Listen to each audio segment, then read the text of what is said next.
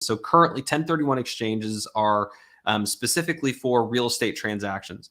Could be anything from a single family home all the way up to a large manufacturing site from a Fortune 10 company.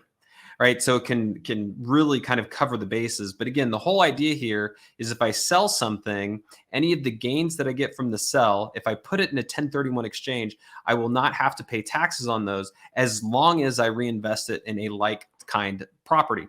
Now, what does this have to do with escrow and sub-accounting? Well, there's a couple things. First, all of these transactions are done by a qualified intermediary or an accommodator.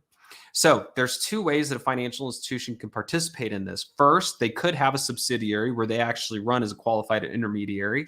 Therefore, not only are you going to get the deposits to hold them in escrow, but you also can get into the fee income or whatever else might be happening to actually execute on these exchanges. So that's one way. Another way that you could actually do this is to actually find the qualified intermediaries or accommodators that are currently offering these and be their financial institution.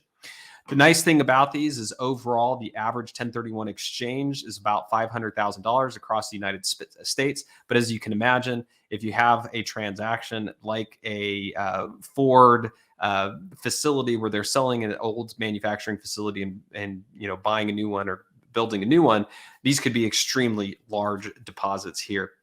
A lot of interesting things that happen within these 1031 exchanges. Most of the time, they are interest bearing. Most of the time, both parties, both the person doing the exchange as well as the accommodator is getting a portion of that interest. There are certain rules they have to follow, et cetera, et cetera.